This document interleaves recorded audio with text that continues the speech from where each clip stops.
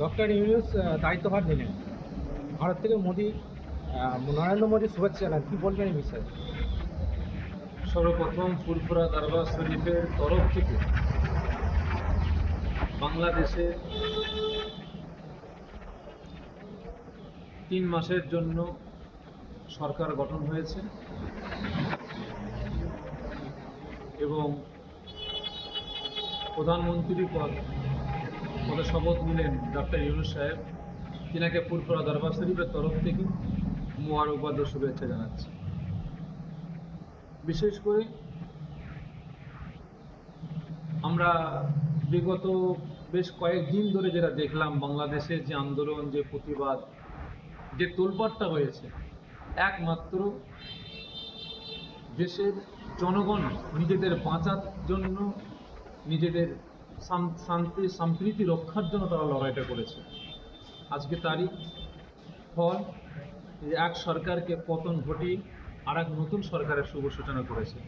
বিশেষ করে আমি একজন পীর পরিবারের সন্তান হিসাবে ফুরফুরা দরবার শরীফের তরফ থেকে আমি বাংলাদেশে যিনি নতুন সরকারে আসলেন ডক্টর ইউনূস সাহেব, আমি তেনার কাছে অনুরোধ করব বাংলাদেশের শান্তি সম্প্রীতি এবং হিন্দু মুসলমান প্রত্যেক ধর্মের মানুষের একতা ঐক্য যাতে বজায় থাকে, সেদিকে আপনারা খেয়াল রাখবেন।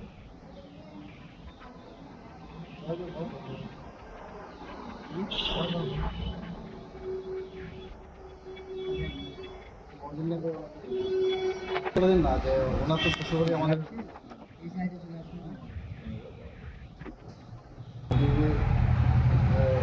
মানসিক চলছে বা অশান্তি হচ্ছে। দেখেন, সব থেকে বড় জিনিস হচ্ছে বাংলাদেশ, এপার বাংলা ওপার বাংলা। ভারত থেকে যখন বাংলাদেশ বলেন আর পাকিস্তান বলেন যখন বিচ্ছিন্ন হয়েছে, যখন ভারত স্বাধীন হয়েছিল, তখন তো ভারত পাকিস্তান সব তো আমরা একই সঙ্গে ছিলাম। সে সময় থেকে নিয়ে আজ পর্যন্ত ভারত, পাকিস্তান এবং বাংলাদেশের মুসলমান এই ফুরফুরা দরবার শরীফ একটা ভারতের দ্বিতীয় তীর্থভূমি, এর সঙ্গে একটা সম্পর্ক ছিল। দাদা পীর রহমতুল্লাহ আলাইহে তিনি ছিলেন যুগ সংস্কারক, তিনি ছিলেন মুজাদ্দিদ। তিনি পাকিস্তান, বাংলাদেশ এবং আসাম, সৌদি, দুবাই, কুয়েত, চীন, জাপান, বিভিন্ন যে দেশে দাদা পীর রহমতুল্লাহ আলাইহের ভক্ত মুরিদ মুতাকিদিনগণ ছড়িয়ে আছে। এবং বিশেষ করে বাংলাদেশে বর্তমান সময় ফুরফুরা দরবার শরীফ থেকে আমার চাঁদান হুজুর কেবলারা সেখানে ইসলামের দাওয়াত নিয়ে, কোরআনের দাওয়াত নিয়ে সেখানে যান ইসলাম প্রচার করার জন্য। বিশেষ করে দাদা পীরের ভক্ত মুরিদ মুতাকিদিন বাংলাদেশেও আছে, পাকিস্তানেও আছে, বিভিন্ন দেশে আছে, ভারতেও আছে। আমরা দাদা পীরের আওলাদ হিসাবে সকলের সঙ্গে আমার সম্পর্ক আমরা রেখেছি এবং তেনারাও আমাদের সঙ্গে সম্পর্ক রাখেন। আমরা যতটুকুনি খোঁজ খবর নিয়ে রেখেছি, বাংলাদেশে কোনো মন্দিরের ওপরে হামলা হয়নি, কোনো মন্দিরের ওপরে হামলা হয়নি। আমার দেশের কিছু মিডিয়া, গদি মিডিয়া, তারা যেভাবে এগুলোকে দেখাচ্ছে যে বাংলাদেশের মন্দিরের উপরে আক্রমণ করা হচ্ছে, মন্দির ভেঙে ফেলা হচ্ছে, হিন্দুদের উপরে নির্যাতন করা হচ্ছে, হিন্দুদের মারা হচ্ছে, হিন্দুদের বাংলাদেশ থেকে তাড়িয়ে দেওয়া হচ্ছে, হ্যাঁ, শত শত হিন্দু পরিবার তারা বর্ডারে এসে দাঁড়িয়ে আছে ভারতে ঢোকার জন্য। এগুলো টোটালটাই আমি বলবো এটা সাজানো। কারণ গত পরশুদিন এবং গতকালকেও দেখছিলাম আমার রাজ্যের একটা মিডিয়া, আমার দেশের একটা মিডিয়া আর বাংলা, আপনার নিশ্চয় প্রত্যেকে দেখেছেন। এই আর বাংলা দেখাচ্ছে যে বাংলাদেশের মুজিবর সাহেবের ছবিটাকে, পুতুলটাকে তারা অনেকে ভাঙছে, বিশেষ করে আপনার প্রশাসন ভাঙছে। তখন এই মিডিয়া মানে পাগলের মতো ছুটে গিয়ে বলছে, হ্যাঁ, যে প্রশাসনের হাতে বন্দুক আছে সেই প্রশাসন পাবলিককে রুখবে, পাবলিককে গুলি করবে, কিন্তু সেই প্রশাসন হাতুড়ি নিয়ে, হ্যাঁ, আপনার কি বলে লাঠি নিয়ে সেই পুতুলগুলোকে ভেঙে বেড়াচ্ছে। এরা জিহাদি। আমি জানতে চাই ওই মিডিয়ার কাছে, যখন আমার দেশে জকির রাজ্যে, আমার দেশে বিজেপি সরকার আসার পরে, মোদি আসার পরে যখন বিভিন্ন রেল স্টেশনগুলো মুসলমানের নাম ছিল, সেগুলো চেঞ্জ করে দেওয়া হয়েছিল। তো তখন তো আপনারা জিহাদি তাদেরকে তকমা লাগাননি, তাদেরকে আপনারা জেহাদি বলেননি। যখন ডাক্তার আম্বেদকরের ছবিগুলো, মূর্তিগুলো যখন ভেঙে দেওয়া হলো, যখন মহাত্মা গান্ধীর মূর্তিগুলো ভেঙে দেওয়া হলো, সেখানে অন্য কোনো নেতার ছবি দাঁড় করানো হলো, তখন তো আপনারা তাদেরকে জিহাদি বলেননি। আজকেও ভারতের পার্শ্ববর্তী দেশ বাংলাদেশ, সেখানে তাদের সরকারের মানে পতন হয়েছে, কার ছবি রাখবে, কার ছবি ভাঙবে, সেটা তাদের ব্যক্তিগত ব্যাপার। এ নিয়ে আপনারা তো আপনাদের মাথা ব্যথা হচ্ছে কেন? আজকে আমার রাজ্যের একজন নেতা সে বলছে যা অবস্থা শুরু হয়ে গেছে, বাংলাদেশ থেকে 1 কোটি হিন্দু ভারতে আসবে শরণার্থী হিসাবে, তাদের রাখার সুব্যবস্থা করা হোক। আপনারা তৈরি হন তাদেরকে শরণার্থী হিসাবে রাখার জন্য। আমি ওই নেতার কাছে জানতে চাইছি, আপনারা কি তাহলে তলায় তলায় বাংলাদেশে আগুনটা কি আপনারাই জ্বালিয়েছেন নাকি? অশান্তিটা কি আপনারাই লাগিয়েছেন? আমার তো মনে হচ্ছে আপনারাই বাংলাদেশে আগুনটা জ্বালিয়েছেন, আপনাদের ইন্ধনে বাংলাদেশে আগুনটা জ্বলেছে। আজকে আপনাদের সহযোগিতায় আজকে বাংলাদেশের এই হাসিনা সরকারের পতনটা হয়েছে, আমার তো মনে হয়।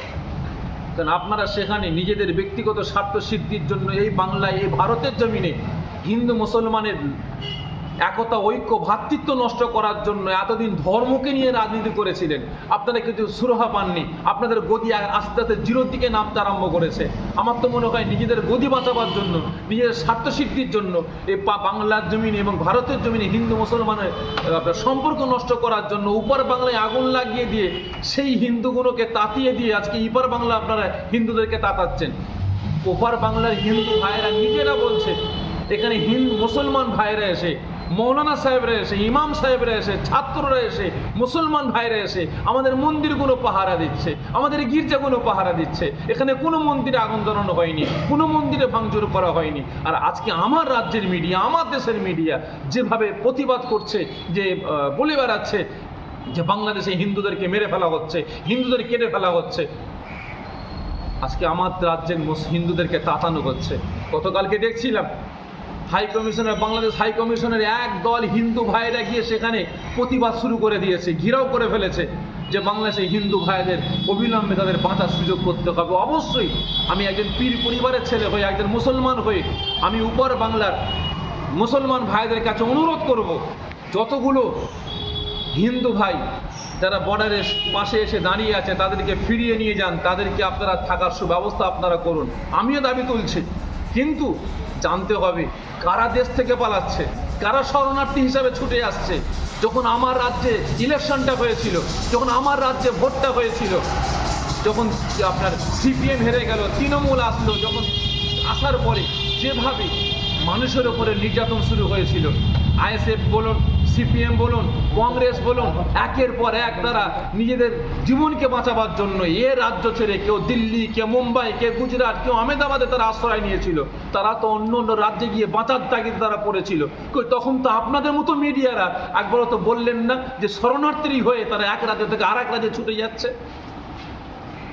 যখন কোনো মানুষ, কোনো সরকারের পতন ঘটে, অন্য সরকার আসে, সেই সরকারে যারা ছিল তারা দাদাগিরি খুব দিয়েছিল। এখন দাদাগিরি দিবার পরে যখন পতন হয়েছে, কিছু তো টাল সামলাতে হবে। এই টালের ভয়ে তারা এখন ঘর ছেড়ে পালাচ্ছে, আমাকে মেরে ফেলবে, আমার এই করবে, আমার ওই করবে, তারা ভয়ে পালাচ্ছে। আর এরা বলছে শরণার্থী হচ্ছে, এরা বলছে তাদের উপরে নির্যাতন করছে। আর কত মিথ্যা তকমা লাগাবেন, আর কত মুসলিম সমাজকে ছোট করবেন? আজকে প্রত্যেকটা পদক্ষেপে আপনারা দেখছি মুসলিম সমাজটাকে আপনারা জিহাদি বলে বেড়াচ্ছেন, মুসলিম সমাজটাকে আপনার ছোট করার পরিকল্পনা করছেন। অবিলম্বে আমি আমার রাজ্যের যে সমস্ত মিডিয়া, গদি মিডিয়া আছেন, কিছু আপনার বিজেপির পাঁচাটা, বিজেপির পাতাখোর কিছু নেতা আপনার মিডিয়া আছেন বা নেতা আছেন, আমি ওনাদেরকে সতর্ক করছি, এ সমস্ত বার্তারা দিয়া বন্ধ করুন। কিভাবে নিজের রাজ্যে, নিজের দেশে হিন্দু মুসলমানের একতা, ঐক্য, ভ্রাতৃত্ব, ভালোবাসা বজায় থাকবে, এদিকে ব্যবস্থা নিন।